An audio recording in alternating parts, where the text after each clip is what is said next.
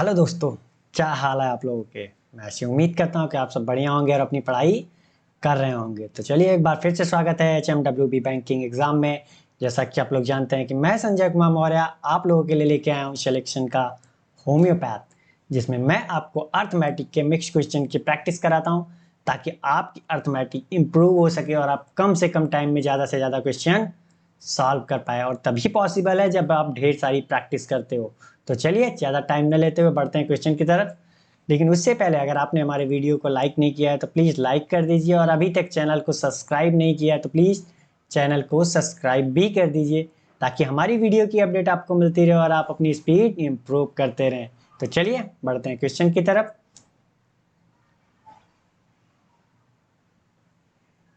और आज का हमारा पहला क्वेश्चन है ये, आप इसे पढ़िए, सॉल्व करने की कोशिश कीजिए, फिर मैं बताऊंगा इसे करना कैसे है। लेकिन हाँ, मैं यही रोज कहता हूँ कि आप क्वेश्चन कम से कम 2 बार तो पढ़िए पढ़िए। किसी भी क्वेश्चन का ऐसा नहीं कि पहला क्वेश्चन है इसी को, जितने भी क्वेश्चन हो, अगर आप अपने से भी सॉल्व कर रहे हो तब भी उसको कम से कम 2 बार पढ़ें, ठीक है। ताकि आपको जो है उस क्वेश्चन की हैबिचुअल पड़ जाए, मतलब आदत पड़ जाए, देखते ही ये लगे कि हाँ ये ऐसा क्वेश्चन तो मैंने पहले भी किया है। जब ऐसा माइंड में आता है ना, पॉजिटिव थिंकिंग, तो क्वेश्चन नहीं आने वाला क्वेश्चन भी आप कर जाते हो, ठीक है। तो चलिए आप इसे पढ़िए, सॉल्व करने की कोशिश कीजिए, उसके बाद मैं बताता हूँ इसे करना कैसे, ठीक है।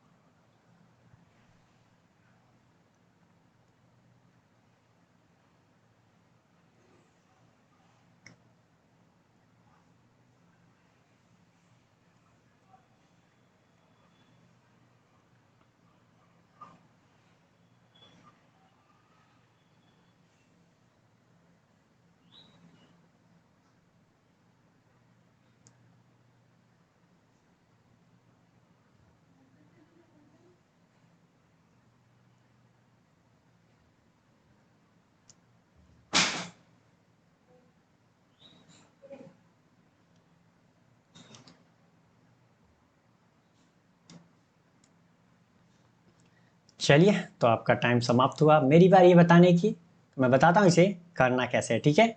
कह रहा है कि 7 संख्याओं को घटते क्रम में व्यवस्थित किया गया।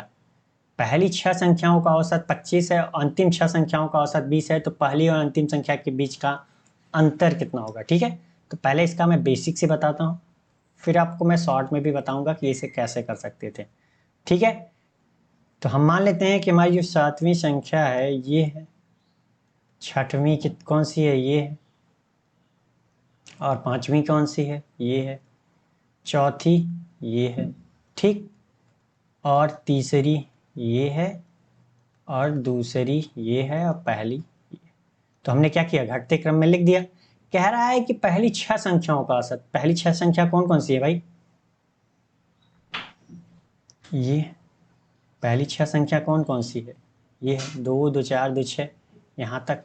और कह रहा है कि अंतिम 6 संख्याओं का औसत, इसका औसत कितना है 25, और इसका औसत कितना है, अंतिम 6 संख्याएं कौन कौन सी हैं ये है, इसका औसत 20 है। तो आप बताओ, अगर एवरेज बराबर हमें पता है, एवरेज बराबर क्या होता है, total sum, total sum upon number of,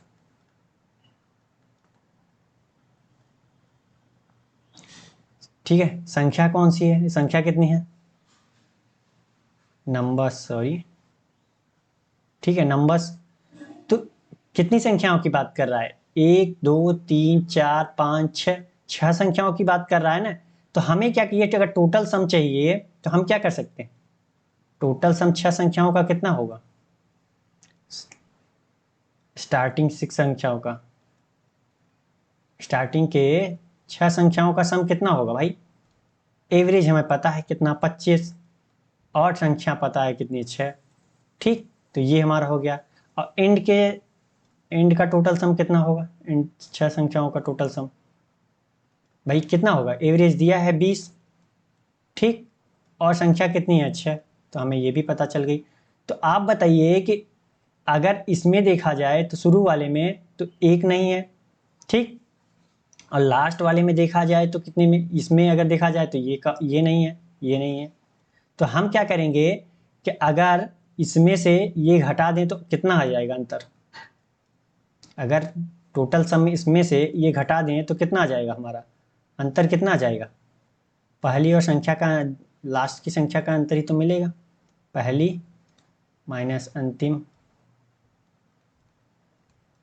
संख्या का अंतर ही तो मिलेगा भाई, क्योंकि इसमें देखा जाए तो इसमें ये कॉमन नहीं है, और इसमें देखा जाए तो ये कॉमन नहीं है, तो क्या आएगा, यही तो आएगा ना। कितना होगा 25 गुणित 6 माइनस 20 गुणित 6। तो यहाँ पे देख लीजिए तो 6 का क्या है, कॉमन है, और ये कितना है 5, तो 6 पंचे 30 आ गया। तो इसीलिए मैंने गुणा नहीं किया था, क्योंकि यहाँ पे आप देख लीजिए कि अगर ऐसा क्वेश्चन पूछता है तो पहली और लास्ट की संख्या जो होती है, इन क्या करते हैं कि इनकी एवरेज का जो है अंतर निकाल के, मैंने क्या किया, एवरेज का अंतर कितना आया 5, और जो संख्या है भाई शुरू के 6 संख्या लास्ट के 6 संख्या, तो संख्या तो कॉमन हो गई, तो उससे हम क्या करते हैं गुणा कर देते हैं, तो उनके बीच का अंतर मिल जाता है। यही हमारा क्या शॉर्ट मेथड, इतना हम कर सकते थे, और प्रॉपर बेसिक से हमने जो समझाया है ये चीज़, ठीक है, तो समझ में आ गया होगा आपको। ठीक, बढ़ते हैं अगले क्वेश्चन की तरफ, और अगला क्वेश्चन है हमारा ये, आप इसे पढ़िए, सॉल्व करने की कोशिश कीजिए, फिर मैं बताता हूँ इसे करना कैसे है, ठीक है।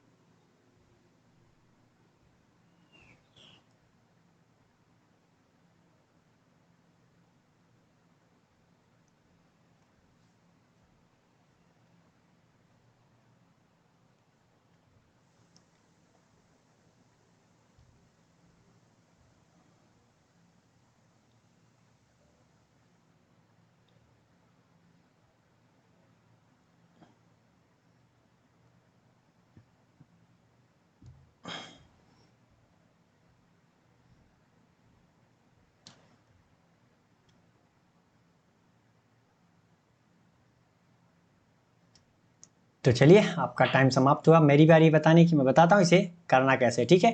कह रहा है प्रीतम की बचत और व्यय का अनुपात, मतलब सेविंग एंड एक्सपेंडिचर का रेशियो दे रखा है कितना, 3 और 5 का, जबकि उसकी आय में 40% की वृद्धि हुई, तो उसके खर्च में 40% की भी वृद्धि हुई, तो उसे जो जिससे उसकी बचत में जो है 2160 की वृद्धि हुई, तो उसकी बढ़ी हुई आय ज्ञात करनी है, ठीक है। तो उसने एक कंडीशन दे रखा है कि उसकी एक्सपेंडिचर एंड सेविंग दे रखी है, फिर बाद में कह रहा है शुरू के, फिर कह रहा है कि बाद में क्या हो रहा है कि उसकी इनकम में 40% की वृद्धि हो रही है, और इसके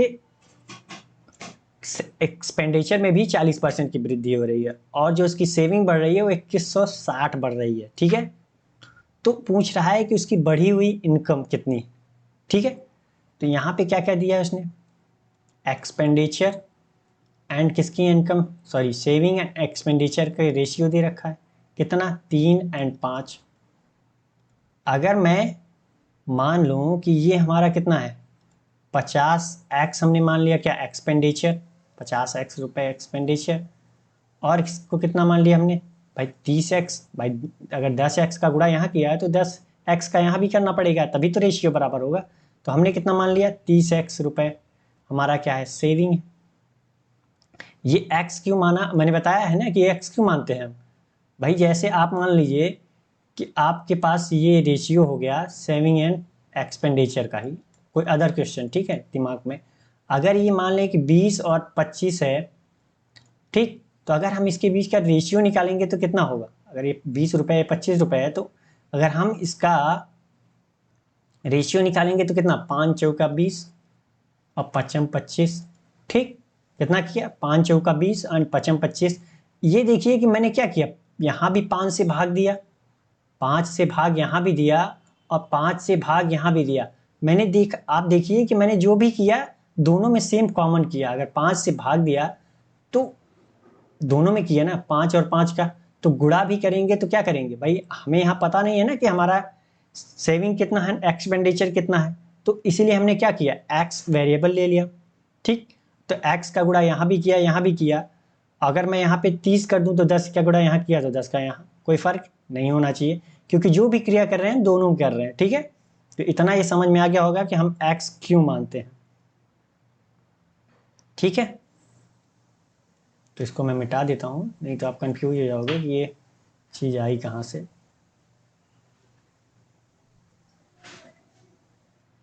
ठीक, तो चलिए, इनकम बराबर क्या होता है, दो कंडीशन है, कौन कौन सी, ओल्ड एंड न्यू। कौन कौन सी हैं, old and new, income, expenditure and कौन सी कंडीशन है, सेविंग होती है भाई।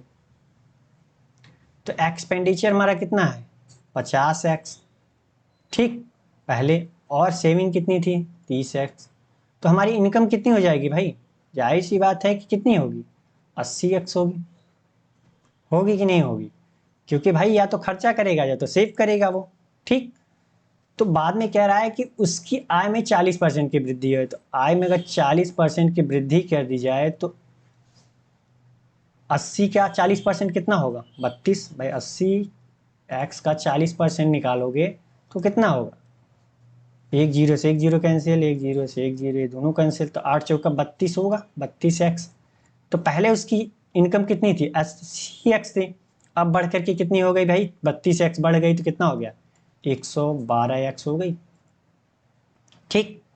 अब कह रहा है कि उसकी एक्सपेंडिचर में भी 40% की वृद्धि हुई, 40% की वृद्धि उसकी एक्सपेंडिचर में भी हुई, तो 50x का 40% कितना होगा भाई, 5 चौका 20, तो 20 बढ़ जाएगी तो कितनी हो जाएगी 70x, ठीक।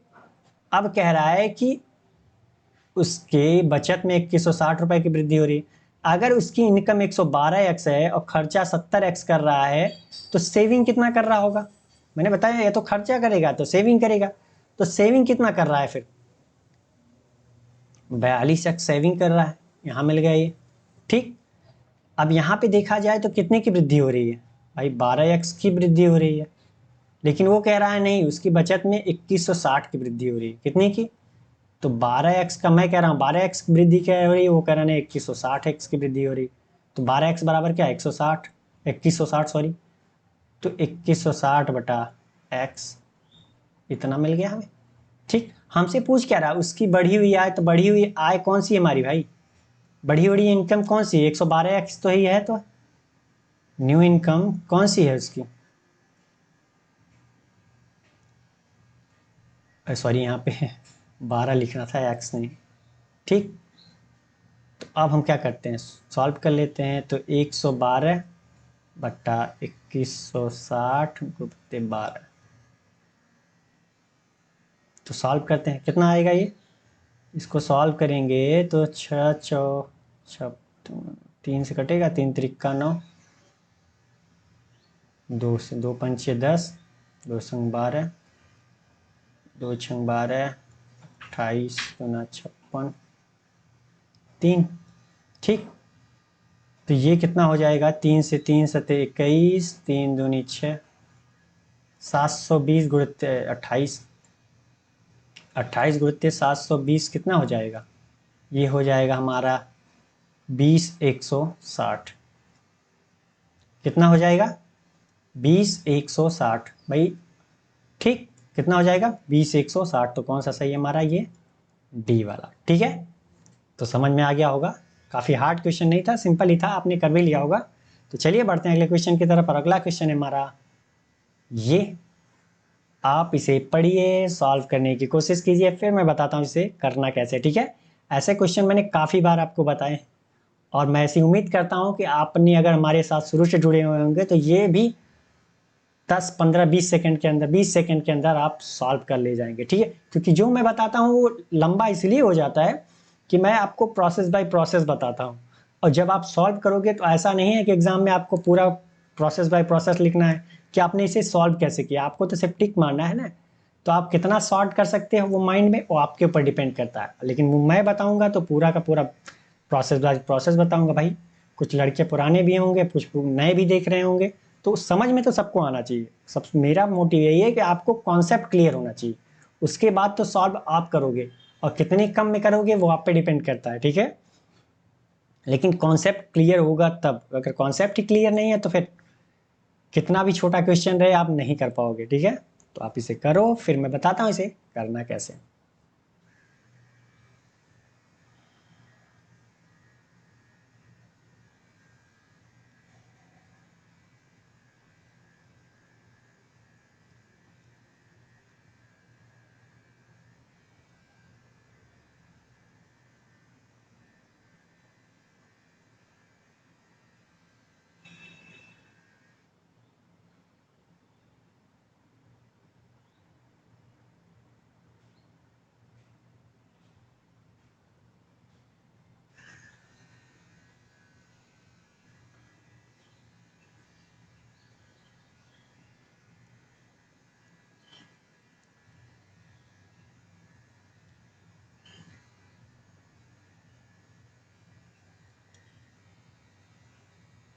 तो चलिए, आपका टाइम समाप्त हुआ, मेरी बारी है, मैं बताता हूँ इसे करना कैसे, ठीक है। कह रहा एक सिनेमा हॉल में प्रवेश टिकट का मूल्य, टिकट का प्राइस जो है 5 और 8 के अनुपात में बढ़ा दिया गया, जिससे दर्शकों की संख्या 9:7 के अनुपात में घट गई। यदि वृद्धि के बाद प्रतिदिन की कुल आय जो है 16,520 थी, तो वृद्धि से पहले प्रतिदिन कुल आय क्या थी, ये बतानी है, ठीक है। तो क्या कह रहा है कि एक बात बताइए कि वो कह रहा है कि टिकट का प्राइस क्या हो रहा है, टिकट की प्राइस की बात कर रहा है। तो पहले कितनी थी एंड बाद में कितनी थी, ओल्ड एंड न्यू।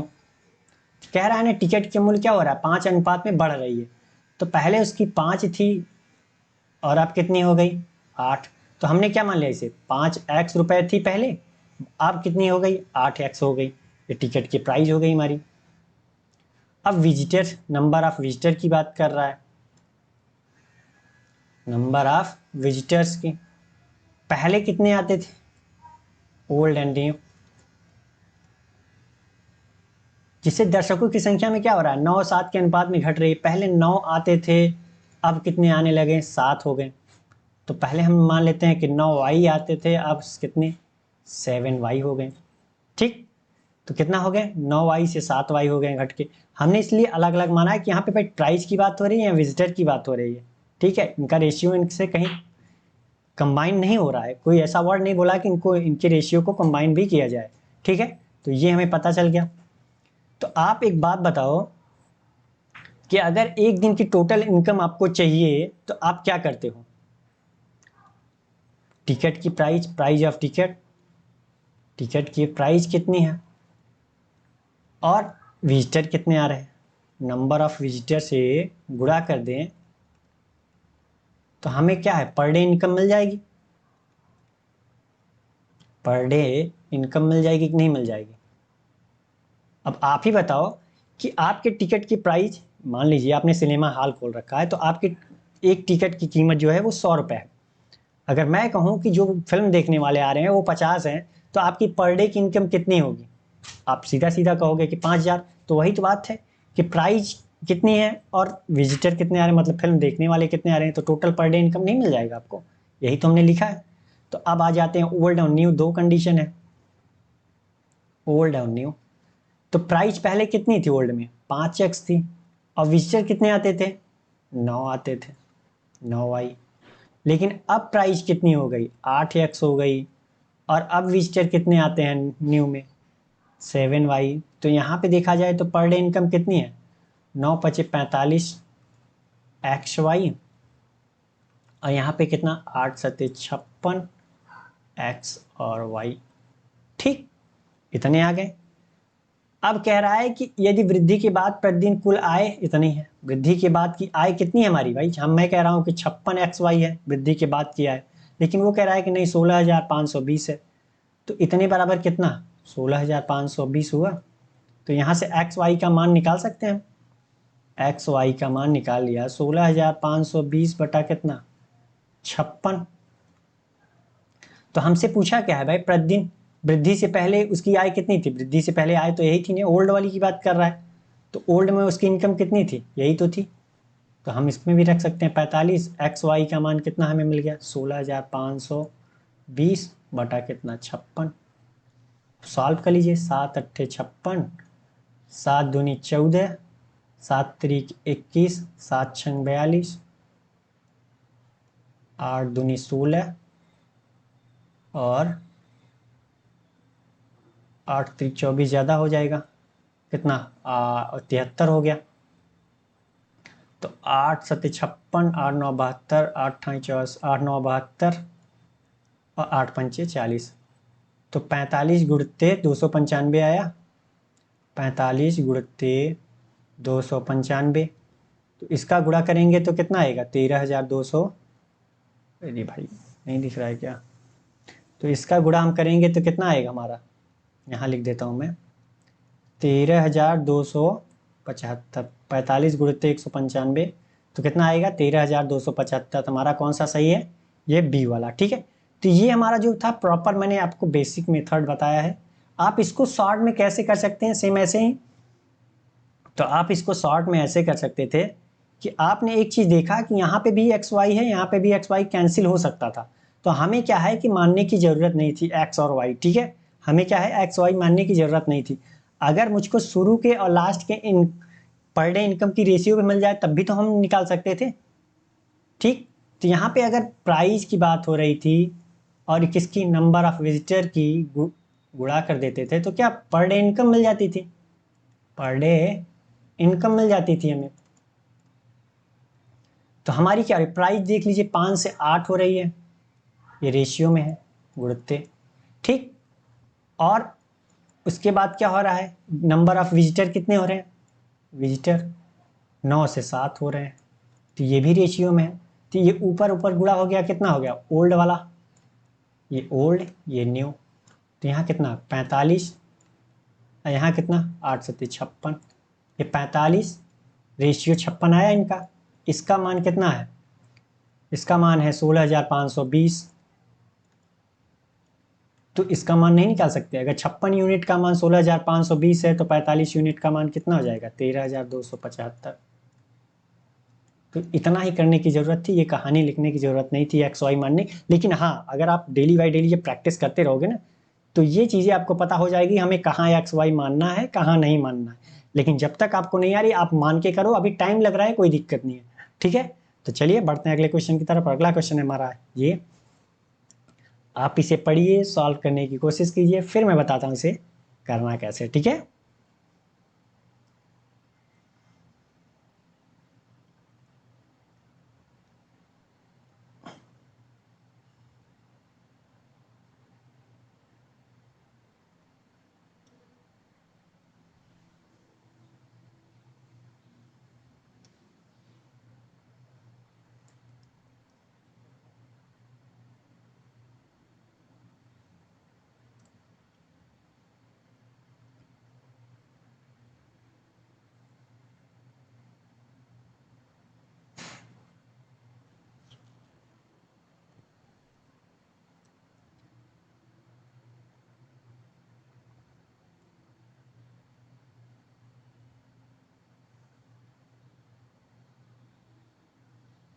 तो चलिए आपका टाइम समाप्त हुआ, मेरी बारी ये बताने की, मैं बताता हूँ इसे करना कैसे। ठीक है, कह रहा है एक दुकानदार ने अंकित मूल्य पर 25% की छूट देने के बाद किसी वस्तु को 750 रुपये में बेचा और लागत मूल्य पर 12.5% का लाभ प्राप्त हुआ। यदि उसने केवल 10% की छूट दी होती तो उसका लाभ प्रतिशत क्या था।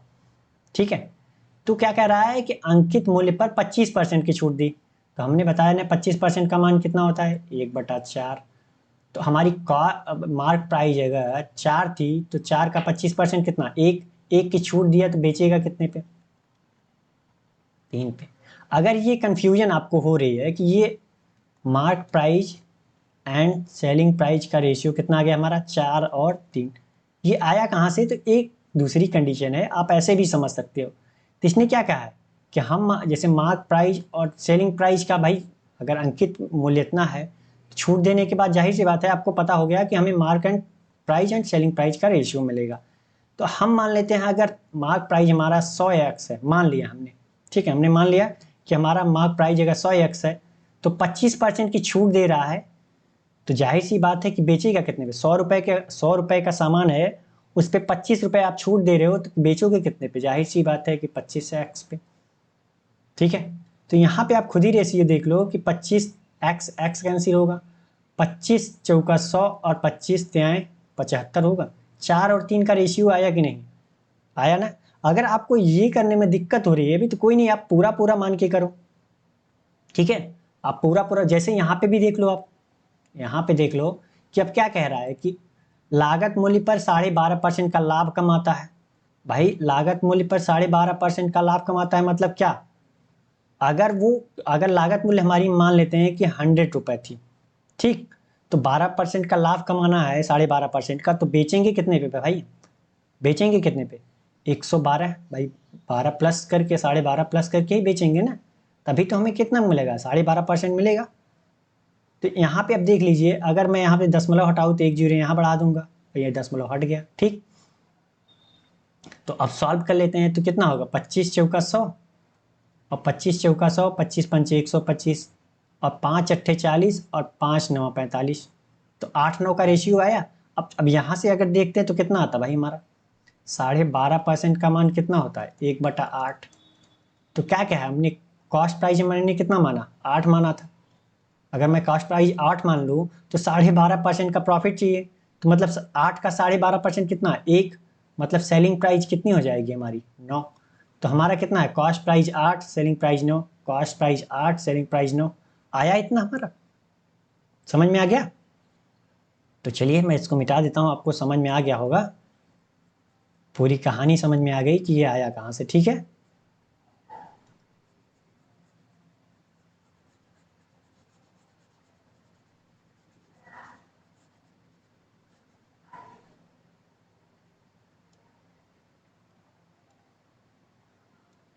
तो हमें कितना मिल गया था यहाँ पे, 8 और 9 का रेशियो।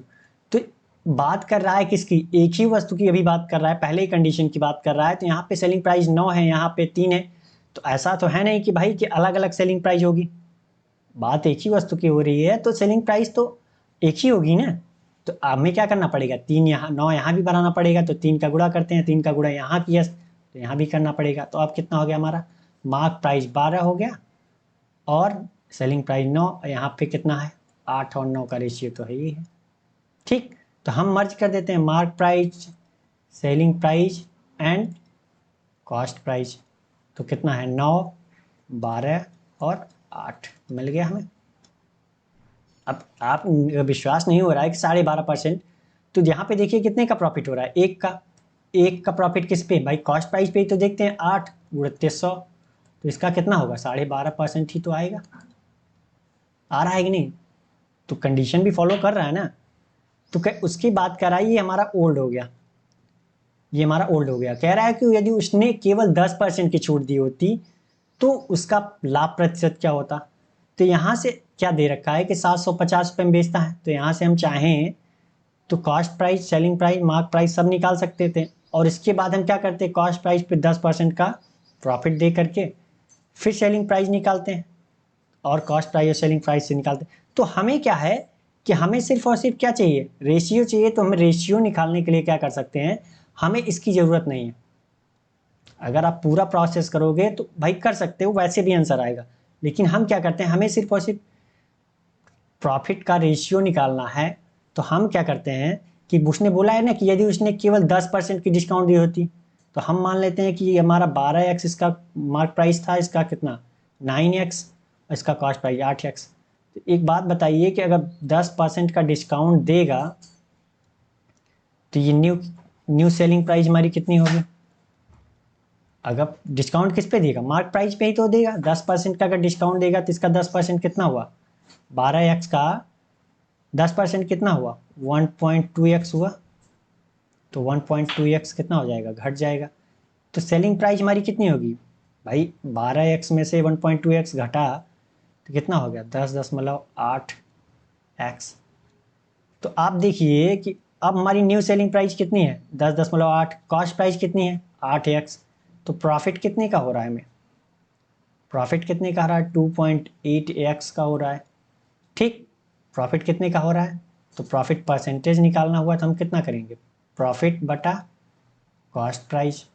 प्रॉफिट कितने का है, इतने का, कॉस्ट प्राइस कितनी है 8x इंटू 100 कर देते हैं, यही तो करते हैं। तो अब सॉल्व कर लेते हैं, तो ये कितना होगा, 4 25, 4 दूनी 8, ये x कैंसिल, यहाँ 2, यहाँ कितना होएगा 1.4, तो ये कितना होएगा 14 दूनी 28, 14 पंचे 70, कितना हो जाएगा ये 35%। तो कितने का प्रॉफिट होगा 35% का। तो कौन सा सही है इसमें से, कोई नहीं, तो नन ऑफ दीज। ठीक, समझ में आ गया। तो चलिए बढ़ते हैं अगले क्वेश्चन की तरफ, और अगला क्वेश्चन है हमारा ये। आप इसे पढ़िए, सॉल्व करने की कोशिश कीजिए, फिर मैं बताता हूँ इसे करना कैसे है, ठीक है। लेकिन आप कम से कम क्वेश्चन को 2 बार पढ़िए और सॉल्व करने की कोशिश जरूर कीजिए। मैं यही कहूँगा कि कोशिश जरूर कीजिए आप।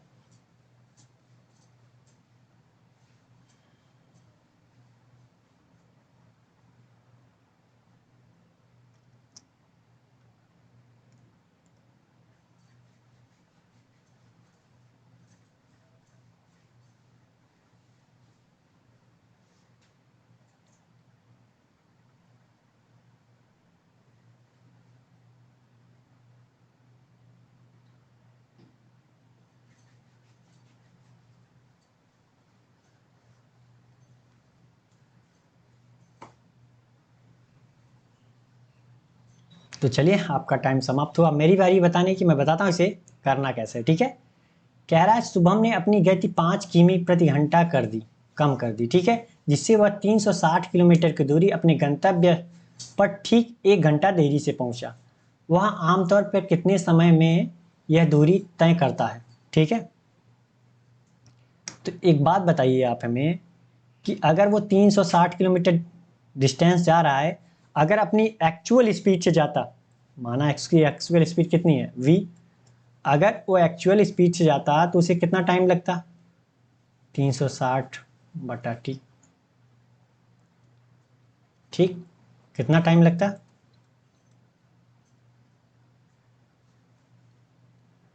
कितना टाइम लगता t बराबर, अगर एक्चुअल स्पीड से जाता तो 360/t। भाई एक्चुअल टाइम था, एक्चुअल स्पीड मिल गया हमें। लेकिन अब वो सेकंड कंडीशन में रख रहा है, एक कंडीशन उसने दे दिया कि शुभम ने अपनी गति 5 किलोमीटर प्रति घंटा कम कर दी। उसने अपनी स्पीड क्या की 5 किलोमीटर प्रति घंटा कम कर दी, ठीक, जिससे वह 360 किलोमीटर की दूरी अपने गंतव्य पर ठीक 1 घंटा देरी से पहुंचता है। तो टाइम कितना लग रहा है, पहले जो टाइम लगता था उससे 1 घंटा ज़्यादा लग रहा है, और जाना कितना है 360 किलोमीटर ही, ठीक। और स्पीड कितनी हो गई अब v-5 किलोमीटर प्रति घंटा हो गई। तो ये हमारा क्या हो गया सेकंड कंडीशन। पहला कंडीशन था एक्चुअल का कि जो 360 किलोमीटर अगर वो v स्पीड से जाता तो कितना टाइम लगता, एक्चुअल स्पीड से जाता तो कितना टाइम लगता भाई t टाइम लगता। लेकिन क्या रहा है कि उसने अपनी स्पीड 5 किलोमीटर प्रति घंटा कम कर दी, तो टाइम कितना लग रहा है, पहले जो टाइम लगता था उससे 1 घंटा देरी से पहुंच, मतलब 1 घंटा ज़्यादा लग रहा है। तो ये हमारी क्या हो गई दूसरी कंडीशन हो गई। तो यहाँ से अब t का मान हम रख सकते हैं कि नहीं, t बराबर हमें पता है कितना 360/v + 1 बराबर कितना 360 v-5। तो अब इसको हम सॉल्व कर लेते हैं, इसको इधर लेके आते हैं तो कितना होगा 360 v-5 बटा कितना 360/v बराबर कितना 1। इसको सॉल्व कर लेते हैं तो कितना आएगा 360 कॉमन कर लिया, इसको इधर गुणा किया, इसका इधर किया तो कितना आएगा v-v + 5, और नीचे कितना आ जाएगा हमारा v² - 5v आएगा बराबर कितना 1। अब इसे सॉल्व कर लो, तो ऊपर कितना 360 × 5 आ गया, और नीचे कितना v² - 5, तो इसका गुणा इधर कर दिया तो v² - 5v आया। अब 360 को इधर लाते हैं, 360 × 5 को, तो कितना हो जाएगा v² - 5v। ये 36 पंचे कितना होता है 180, तो इधर आएगा तो माइनस होगा, मतलब 1800 माइनस 1800 बराबर कितना 0। अब 1800 का ऐसा खंड करना है कि घटाने पर माइनस का 5 आए, यही तो हम करते हैं। तो आप बताओ कितना होगा 45 × 40 का गुणा कितना होगा 1800 होगा। तो v का मान कितना आएगा हमारा 45 आगे रखेंगे और 40 उसके बगल में, ठीक। तो यहाँ पे देखिए अगर यहाँ पे चिन्ह जो है माइनस माइनस का है तो हमारा क्या आता है फाइनल में v का मान, प्लस एंड माइनस आता है, तो ये हमारा क्या होगा प्लस होगा, ये हमारा क्या होगा माइनस। तो हम v का हम कौन सा स्पीड लेंगे, प्लस वाला लेंगे भाई, v तो स्पीड माइनस में हो नहीं सकती ना, तो ये हमारा स्पीड आ गया। तो पूछ रहा है कि वो आमतौर कितने समय में दूरी तय करता है, तो भाई स्पीड हमें पता चल गई तो हम टाइम नहीं बता सकते। 360 किलोमीटर जाना है, 45 की स्पीड से जाना है, तो कितना होगा 45 दूना 90 और 9 चौका 36, मतलब कितना घंटे, 8 घंटे लगेगा। कितने घंटे, 8 घंटे। ठीक, तो आपको समझ में आ गया होगा। ठीक है, मैं ऐसी उम्मीद करता हूँ कि आपको समझ में आ गया होगा, और मैंने प्रॉपर आपको समझाने की भी कोशिश की। और ये कहानियाँ जो आप लिख रहे हो ये नहीं लिखनी है, आप डायरेक्ट जब सॉल्व करने लगोगे ना तो यहाँ से लिखोगे, यहाँ से डायरेक्ट लिख के सॉल्व करोगे। ठीक है, तो चलिए बढ़ते हैं अगले क्वेश्चन की तरफ। और अगला क्वेश्चन है हमारा ये, आप इसे पढ़िए, सॉल्व करने की कोशिश कीजिए, फिर मैं बताता हूँ इसे करना कैसे। ठीक है,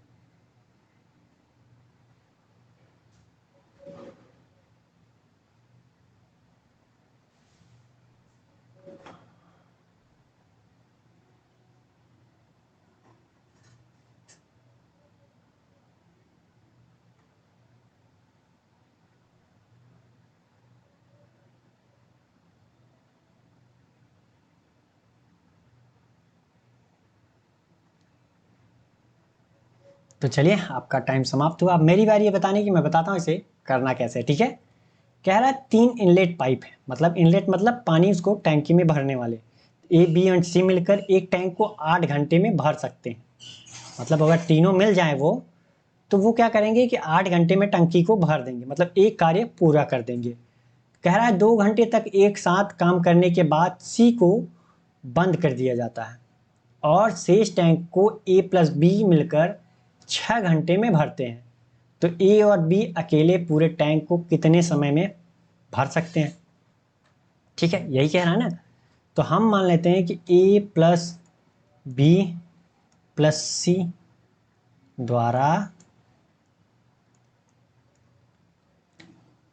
8 घंटे में कितना कार्य कर रहा है भाई, 8 घंटे में कितना कार्य कर रहा है, एक कार्य कर रहा है। एक इसलिए हमने माना है कि मतलब वो टंकी को भर दे रहे हैं, मतलब एक कार्य कर रहे हैं। ठीक है, टंकी को भरना मतलब एक कार्य पूरा हो गया उनका। ठीक है, तो एक घंटे में ये कितना करेंगे, ए प्लस बी द्वारा 8 घंटे में अगर पूरी टंकी भर देते हैं तो एक घंटे में इनके द्वारा एक घंटे में कितना कार्य किया जाएगा भाई, जाहिर सी बात है कि 1/8 कार्य किया जाएगा। ठीक, लेकिन आगे कह रहा है कि 2 घंटे तक एक साथ कार्य करते हैं, तो अगर एक घंटे में इतना कार्य करते हैं तो ए प्लस बी प्लस सी द्वारा 2 घंटे में कितना कार्य किया जाएगा भाई इनके द्वारा। तो जाहिर सी बात है एक घंटे में इतना, तो 2 घंटे में कितना, 2/8 मतलब 1/4 कार्य करेंगे। ठीक है, कितना कार्य करेंगे, 1/4 कार्य करेंगे। इतना समझ में आ गया। कह रहा है कि उसके बाद सी को बंद कर दिया जाता है। ठीक है, अब सी को बंद कर दिया जाए गया तो अब रिमेनिंग वर्क कितना बच गया भाई, 2 घंटे तक तो इन्होंने इतना कार्य किया, तो रिमेनिंग वर्क कितना बच गया, रिमेनिंग वर्क कितना बच गया भाई। टोटल कार्य हमारा कितना था, एक कार्य ही था, और उसमें से 1/4 इन्होंने कर लिया, तो बचा कितना, 3/4 कार्य बचा।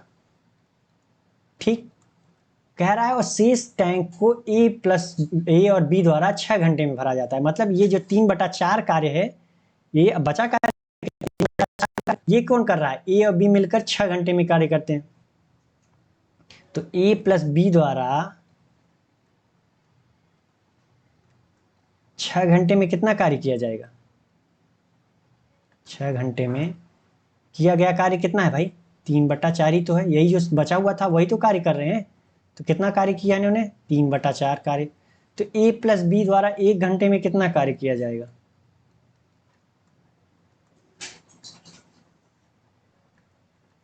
कितना कार्य किया जाएगा, 3/4। तो 1 घंटे में मतलब 1/6 से इधर 6 आएगा तो बटे में हो जाएगा, कार्य करेंगे। तो ये कितना हो गया, 3 दूनी 6, मतलब कितना कार्य, 1/8 कार्य। 1 घंटे में ए प्लस बी जो है वो 1/8 कार्य कर रहे हैं। तो हमसे पूछा क्या है कि ए और बी मिलकर अकेले पूरे कार्य को कितने दिन में कितने समय में करेंगे।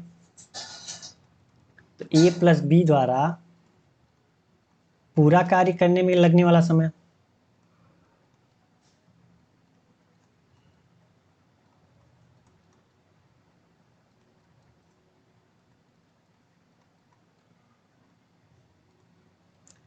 समय कितना होगा भाई। जाहिर सी बात है कि आपको पता है कि वर्क बराबर क्या होता है, एफिशिएंसी इनटू टाइम।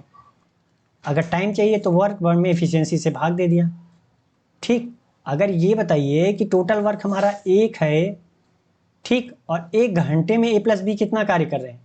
अगर टोटल वर्क एक कितना है, 1 है, और 1 घंटे में प्लस बी कितना कार्य कर रहे हैं 1 घंटे में। तो अगर 1 घंटे में इतना कर रहे हैं तो एक कार्य करने में कितना लगेगा भाई, ये उल्टा हो जाएगा, 1 × 8/1 हो जाएगा। तो कितना टाइम लगेगा, 8 घंटे। कितना घंटे लग रहा है, 8 घंटा लग रहा है। तो कौन सा सही है हमारा, ये सी वाला। ठीक, तो ये कहानियां मैंने आपको सिर्फ समझाने के लिए लिखी हुई है। आप चाहते तो डायरेक्टली आराम से कर सकते थे, ए प्लस बी द्वारा 1 घंटे में कितना कार्य, 1/8 कार्य। तो 2 घंटे में कितना, जाहिर सी बात है कि 2/8 हो जाएगा, मतलब 1/4। ये माइंड में कर सकते थे। तो रिमेनिंग कितना कार्य बचता, एक में से 1/4 घटाए तो 3/4। ठीक, तो ये क्वेश्चन जब आप करने लगोगे ना तो ये सारी चीज़ें माइंड में हो जाएंगी आपके। ठीक है, इसलिए मैं प्रोसेस बाय प्रोसेस बताया हूँ ताकि आपको कंफ्यूजन ना हो। ठीक है, तो चलिए बढ़ते हैं अगले क्वेश्चन की तरफ। और अगला क्वेश्चन है ये, आप इसे पढ़िए, सॉल्व करने की कोशिश कीजिए, फिर मैं बताता हूँ इसे करना कैसे है। ठीक है,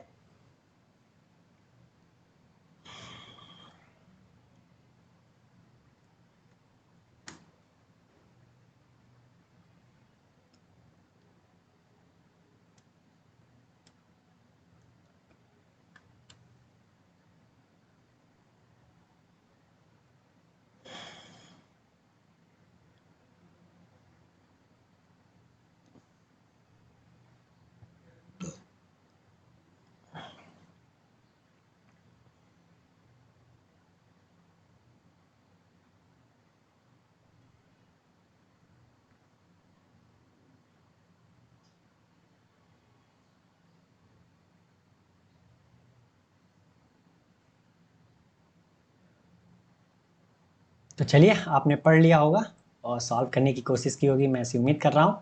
मैं बताता हूँ इसे सॉल्व कैसे करना है। अब मेरी बारी है। ठीक है, कह रहा है 150 किलोमीटर की यात्रा के बाद विकास विकास का एक्सीडेंट हो गया और वह उसकी गति वास्तविक गति की 3/5 रह जा गई, जिससे वह 24 मिनट देरी से पहुंचा। ठीक है, यदि दुर्घटना 30 किलोमीटर के और आगे बाद हुई होती तो वह केवल 12 मिनट देरी से पहुंचता। तो उसके द्वारा तय की गई कुल दूरी ज्ञात कीजिए। तो ठीक है, उसने कंडीशन दिया है कि स्पीड जो है उसकी पहले कितनी थी और बाद में कितनी थी। V1 और V2 कितने, पहले और बाद में मान लेते हैं, एक्सीडेंट से पहले और बाद में। तो उसने क्या कहा है कि पहले एक्सीडेंट होने के बाद उसकी गति कितनी हो गई, 3/5। मतलब अगर पहले उसकी स्पीड जो थी वो 5 थी तो बाद में कितनी हो गई, बाद में कितनी हो गई, 3 हो गई। यही तो कह रहा है कि अगर आप मान लो कि पहले उसकी स्पीड कितनी थी, x थी, ठीक है, बाद में कितनी हो गई, 3x/5 हो गई। तो क्या आएगा, यही तो आएगा 5x इंटू रेशियो 3x। तो हमने क्या किया, पहले उसकी स्पीड 5x थी, अब घट करके कितनी हो गई, 3 हो गई। तो हमने क्या मान लिया, उसकी स्पीड ये 5x किलोमीटर प्रति घंटा और बाद की स्पीड 3x किलोमीटर प्रति घंटा। तो उसने दो कंडीशन दे रखी है। तो पहली कंडीशन ये है, पहली कंडीशन ये है कि वो बोल रहा है कि 150 किलोमीटर तक तो ठीक ठाक जाता है, 150 किलोमीटर तक तो ठीक ठाक जाता है। कितनी की स्पीड से, जो एक्चुअल उसकी स्पीड थी कितनी, 5x किलोमीटर प्रति घंटे की स्पीड से। लेकिन कह रहा है कि उसके बाद उसका एक्सीडेंट हो गया और वो कितने की स्पीड से जा रही है, 3x किलोमीटर की। और टाइम कितना लग रहा है भाई, जो एक्चुअल टाइम था, एक्चुअल टाइम था उससे कितना, 24 मिनट देरी से पहुंच रही है। तो 24 मिनट देरी से, तो 24 को घंटे में चेंज किया तुमने, कितना 24/60 से भाग दे दिया। ठीक है, ये हमारी क्या थी, फर्स्ट कंडीशन थी। लेकिन अब आगे कह रहा है कि सेकंड कंडीशन में कि अगर ये दुर्घटना 30 किलोमीटर बाद हुई होती, मतलब 30 किलोमीटर मतलब क्या, पहले यहाँ हो रही थी, अब 30 किलोमीटर बाद दुर्घटना हुई होती, ठीक, तो टाइम कितना लगता, टाइम ये इनके बीच की दूरी कितनी है 30 किलोमीटर, ये तो 150 और 5x की स्पीड से आया ही था, अब ये कितनी है 30x किलोमीटर है। ठीक है, 30 किलोमीटर बाद यहाँ एक्सीडेंट हुआ उसका। ठीक, तो आप बताइए कि टाइम कितना लगता, तो कह रहा है 12 मिनट देरी से पहुंचती, मतलब जो एक्चुअल टाइम था उससे अब 12 मिनट देरी से पहुंचती। पहले 24 मिनट देरी से पहुंच रही थी, अब 12 मिनट देरी से पहुंचती। तो मैंने 60 से भाग इसलिए दिया कि घंटे में चेंज कर दिया। तो एक बात बताइए कि यहाँ कितना है 30 किलोमीटर बाद, अगर यहाँ पे 30 किलोमीटर देखा जाए और यहाँ पे भी 30 किलोमीटर, ठीक, यहाँ की भी दूरी 30 किलोमीटर, तो यहाँ पे स्पीड कितनी थी हमारी 3x, ठीक, और यहाँ पे स्पीड कितनी है भाई 5x, क्योंकि एक्सीडेंट तो यहाँ हो रहा है ना, यहाँ तक तो 5x स्पीड से ही आएगी, आएगी कि नहीं आएगी, ठीक, और यहाँ पे एक्सीडेंट यहाँ हुआ था। तो अगर मैं देखूँ तो ये 30 किलोमीटर यहाँ 30x की स्पीड से जा रहा था, यहाँ कितना 30 किलोमीटर 5x की स्पीड से जा रहा था, तो 12 मिनट खपत कहाँ हुई, 12 मिनट देखा जाए तो ये इनके और इनके बीच में ही तो 12 मिनट लगा। अगर 3x की स्पीड से जा रहा था तो ये 12 मिनट ज़्यादा ले रहा था, और यहाँ 5x की स्पीड से जा रहा है तो एक्चुअल टाइम हो रहा है।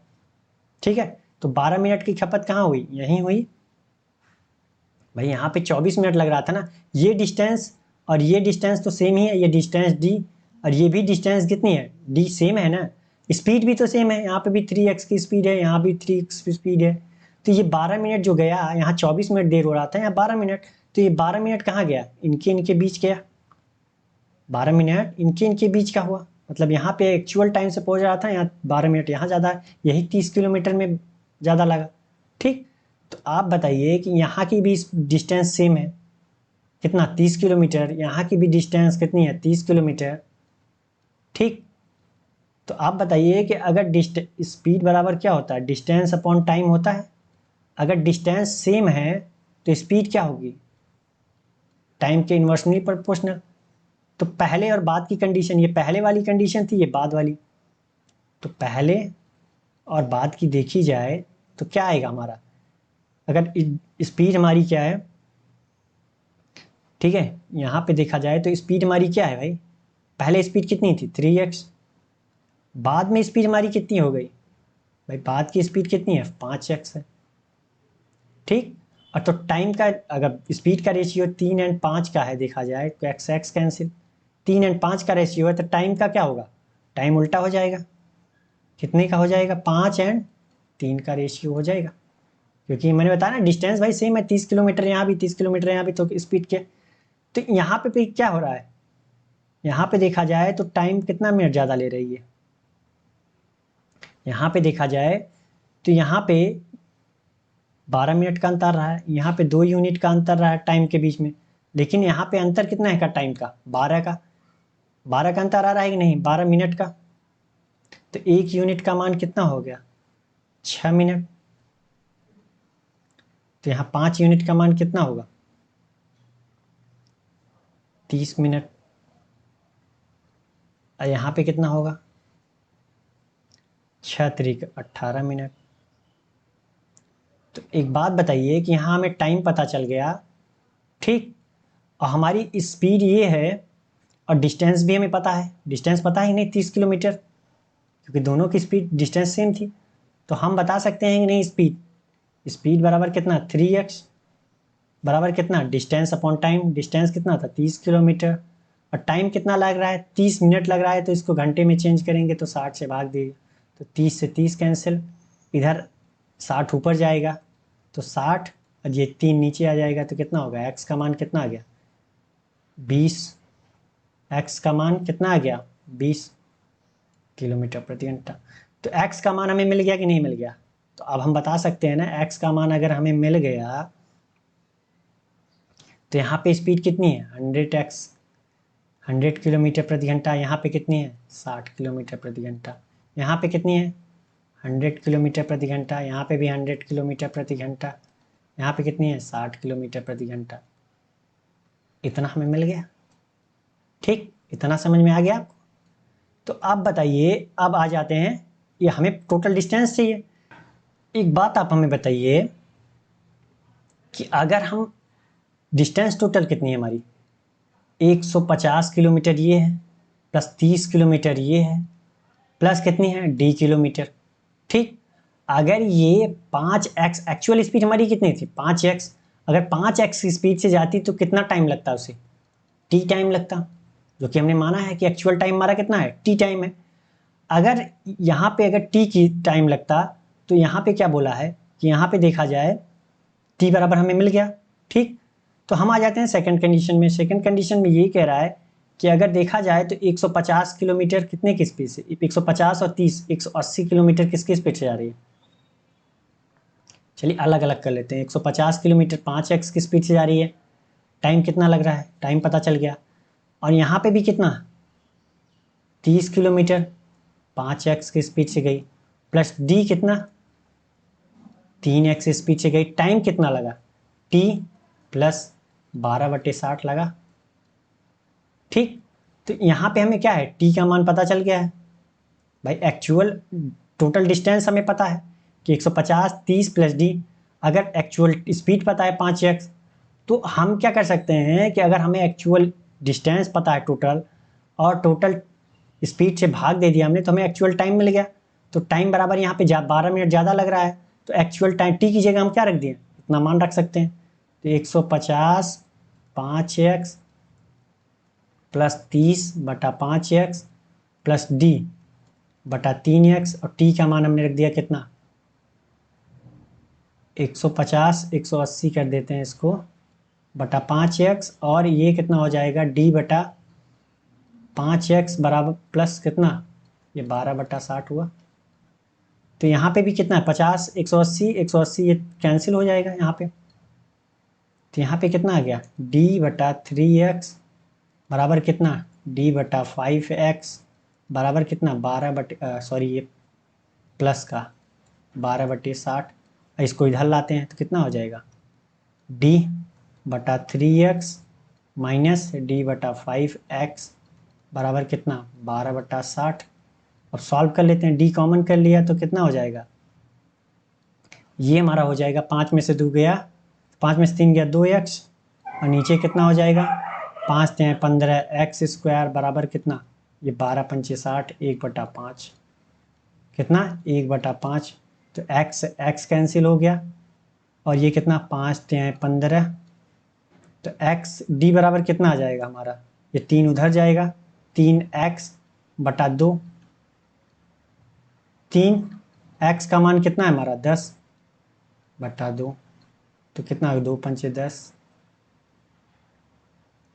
5 3 15 गड़बड़, x का मान 20 है हमारा, x का मान 20 है तो 10 आ गया, तो 10 3 30 किलोमीटर हमारा क्या आ गया d का मान, ये हमारा कितना आ गया 30 किलोमीटर। तो टोटल डिस्टेंस कितनी हो गई भाई हमारी 150 30 प्लस 30 कितना हो गया 210 किलोमीटर हुआ। हमारी टोटल डिस्टेंस कितनी होगी 210 किलोमीटर। तो कौन सा सही है हमारा ये ई वाला। ठीक है, तो समझ में आ गया होगा। प्रॉपर मैंने बेसिक्स एकदम एक बाय पॉइंट समझाने की कोशिश की है। ठीक, और ये ऐसे क्वेश्चन प्री लेवल में क्लर्क में तो नहीं आते हैं। ठीक है, ये मेंस लेवल के क्वेश्चन है। तो चलिए बढ़ते हैं अगले क्वेश्चन की तरफ। और अगला क्वेश्चन हमारा ये, आप इसे पढ़िए, सॉल्व करने की कोशिश कीजिए, फिर मैं बताता हूँ इसे करना कैसे है। ठीक है,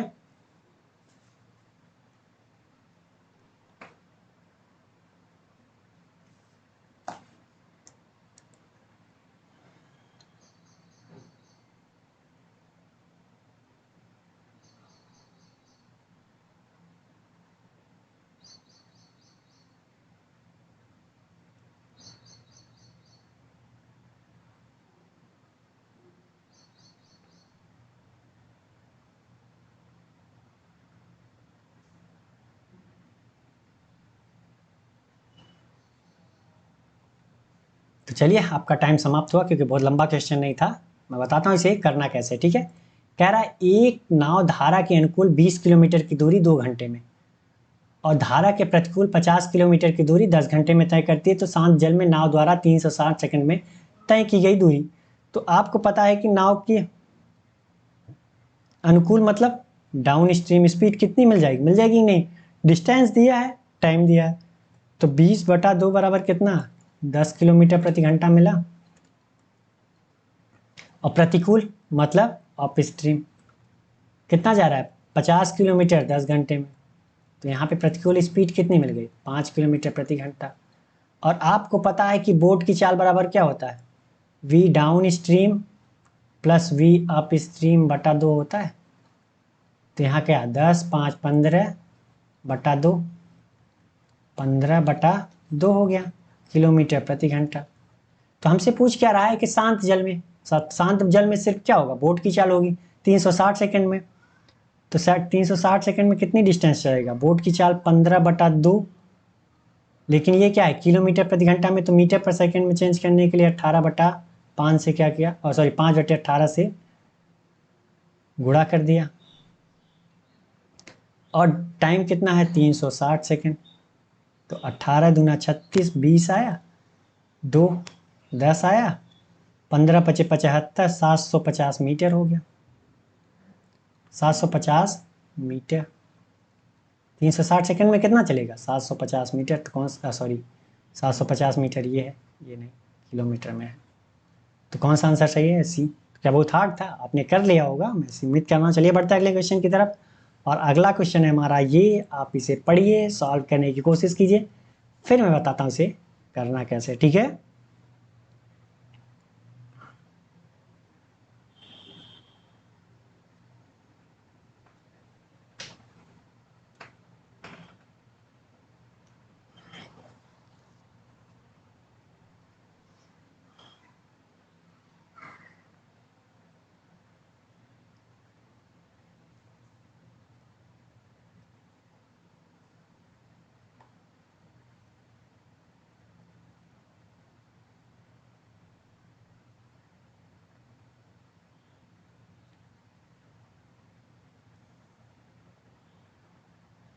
तो चलिए आपका टाइम समाप्त हुआ, आपने कर लिया होगा, तो मैं बताता हूँ इसे करना कैसे, ठीक है। कह रहा है ए बी और सी ने क्रमशः 2400, 3600 और 1600 का निवेश करके एक व्यवसाय में प्रवेश किया। शुरुआत के 6 महीने बाद बी ने 600 रुपये निकाल लिया और सी ने 400 रुपये और जोड़ दिए। यदि एक वर्ष के अंत में बी का लाभांश जो है 10,835 है, तो ए बी और सी द्वारा अर्जित कुल लाभ ज्ञात करना, ठीक है। तो चलिए ए बी और सी, जाहिर सी बात है कि इन्वेस्टमेंट एंड टाइम का हम जब गुणा करेंगे तो हमें क्या मिलेगा, इन्वेस्टमेंट एंड टाइम का गुणा करते हैं तो क्या मिलता है, प्रॉफिट का रेशियो, और उसी रेशियो में प्रॉफिट को डिवाइड कर देंगे। तो चलिए इन्होंने कितना इन्वेस्ट किया 2400, इन्होंने कितना 3600, इन्होंने कितना 1600, ठीक। कह रहा है कि 6 महीने बाद, तो 6 महीने तक तो इन्होंने इतना इन्वेस्ट किया, बी और सी की बात कर रहा है, 6 महीने इन्होंने इतना इन्वेस्ट किया, ठीक। अब आगे कह रहा है कि 6 महीने बाद बी ने 600 रुपये निकाल लिए, तो बी ने अगर 3600 थे तो 600 निकाल लिए, तो बचा कितना उसके पास 3000 रुपये। और सी ने 400 रुपये जोड़ दिए, उसके पास 1600 था, तो 400 जोड़ दिया तो कितना हो गया 2000। कह रहा है यदि वर्ष के अंत में, तो 6 महीने तो बीत चुके हैं, 6 महीने बचे हैं, तो 6 महीने ए के लिए उसने कुछ नहीं कहा, तो क्या होगा ये 12 का 12 मंथ वैसे ही रहेगा। तो अब हमें क्या मिल गया, ये इन्वेस्टमेंट एंड टाइम, तो अब हमें क्या मिल जाएगा, प्रॉफिट का रेशियो। तो ये क्या है कि देखा जाए तो 2 जीरो सब में कॉमन है, तो कट जाएगा, 6 सब में है, 6 6 6 6, और यहाँ पे 6 दूनी 12, और कुछ कट रहा है, तो अब कितना होगा ये 24 दूना 48 कर लेता हूँ, ये कितना होएगा 36 और 30 कितना 66, और यहाँ कितना 16 20 कितना 36, तो 6 से कट रहा है क्या, 6 7 42, 6 48, 11 6 66, और 6 4 36 आ तो रहा है, 11 8 या 8, 11 और 6 का रेशियो मिल गया, किसका, ABC का और किसका, प्रॉफिट का। तो कह रहा है कि एक वर्ष के अंत में बी का लाभांश, तो बी का लाभांश कितना है, 11। तो 11 यूनिट का मान कितना है भाई, 10,835 रुपये है। तो हमसे पूछ क्या रहा है, ABC द्वारा कुल लाभ, तो ABC द्वारा कुल लाभ कितना है, 8, 11 और 6, तो कितना हो गया, 8, 6, 14, 11 कितना, 25 यूनिट। तो 11 यूनिट का मान इतना हो गया हमारे पास, कितना, 10,835। तो 25 यूनिट का, तो एक यूनिट का कितना होगा, 10,835 बटा 11, तो 25 यूनिट का मान कितना हो जाएगा, टोटल क्या है हमारा 25 यूनिट। तो 10,835 बटा 11 गुणित 25, तो सॉल्व कर लेते हैं, तो ये कटेगा 11 9 99, ठीक। तो ये कितना हो गया, 8 1 9, 11 8 88, 11 5 55। तो ये क्या हो जाएगा, हम 9 8 5 00 लिख के 4 से भाग दे सकते हैं भाई। 4 का गुणा इसमें कर दो तो 100 होगा, 100 डायरेक्ट कर दिया, 4 का गुणा ऊपर नीचे कर दिया तो कोई दिक्कत, ये 100 हो गया डायरेक्ट, 98,500 हो गया, और भाग भी तो देंगे हम, तो भाग दिया तो ये कितना हो जाएगा, 4 दूनी 8, 4 चौके 16, 4 छंग 24, 4 दूनी 8, 4 पंचे 20, 24,625, कितना, 24,625। तो कौन सा सही है हमारा, ये ए वाला, ठीक है, समझ में आ गया। तो चलिए बढ़ते हैं अगले क्वेश्चन की तरफ। और अगला क्वेश्चन है हमारा ये, आप इसे पढ़िए, सॉल्व करने की कोशिश कीजिए, फिर मैं बताता हूँ इसे करना कैसे। इसके लिए मैंने आपको एक डायरेक्ट फॉर्मूला बताया, ठीक है, तो आप उस फॉर्मूले में रखिए और डायरेक्ट आंसर निकाल सकते हैं।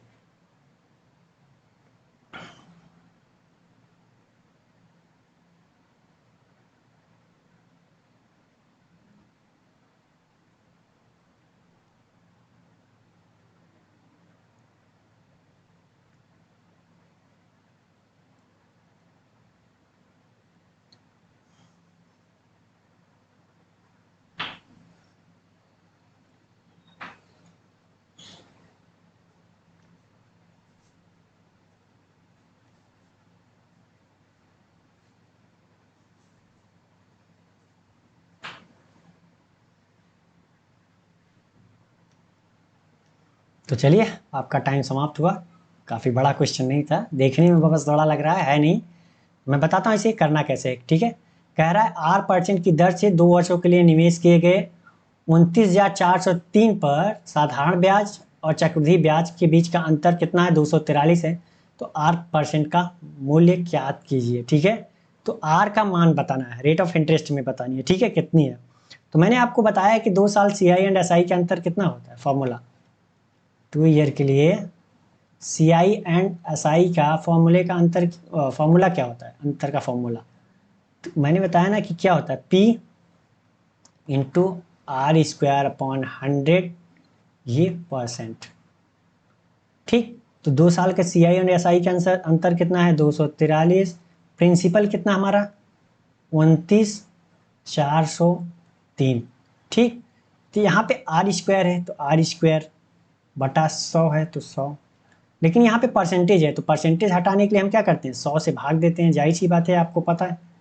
अब आ गया हमारा इतना, अब हम सॉल्व कर लेते हैं, ये इसका गुणा इधर कर दिया हमने तो कितना होगा, 243, ये कितना हो जाएगा, 10,000, भाई 4 जीरो है ना, और ये इसको इधर लेके आते हैं, बटे में हो जाएगा तो कितना आएगा, 29,403। अब हमें यहाँ कितना हो गया हमारा, R² सिर्फ,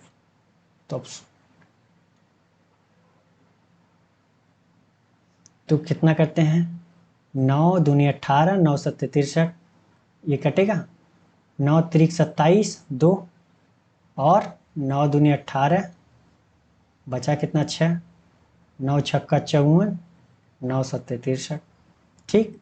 और कटेगा 3, 9 से कटेगा, देखता हूँ, 9 त्रिक 27, 9 त्रिक 27 और 5, 9 छक्का 54, 9 त्रिक 27, फिर कट गया, ये 3 से, 3 इक्का 3, 3 दूनी 6, 3 इक्का 3, तो यहाँ पे आया कितना, बचा कितना हमारा, यहाँ पे बच गया हमारा R² बराबर 10,000 बटा कितना, 121। तो अब स्क्वायर निकाल लेते हैं, तो R का मान कितना आएगा भाई, यहाँ पे ऊपर कितना आएगा, 4 जीरो है तो 2 जीरो आएगा। 121 का स्क्वायर किसका होता है, 11 का। तो आर का मान कितना आ गया हमारा, 11,99.09%। आर का मान कितना आ गया, 909%। तो कौन सा सही है हमारा, ए वाला। तो क्या बहुत हार्ड क्वेश्चन था, बहुत नहीं, सीधा फॉर्मूले में रखिए, आंसर आपके सामने। तो चलिए बस आज के लिए बस इतना ही। अगर ये वीडियो आपको पसंद आई हो तो लाइक करें, और अभी तक आपने अपने दोस्तों के साथ शेयर नहीं किया तो प्लीज़ उनको भी शेयर कर दीजिए, और अभी तक आपने स्वयं सब्सक्राइब नहीं किया तो प्लीज़ सब्सक्राइब कर लीजिए, ताकि हमारी वीडियो की अपडेट आपको मिलती रहे और आप अपनी स्पीड इम्प्रूव करते रहें। तो चलिए मिलते हैं नेक्स्ट डे एक नए क्वेश्चन और एक नए जोश के साथ। तब तक के लिए थैंक यू, बाय बाय।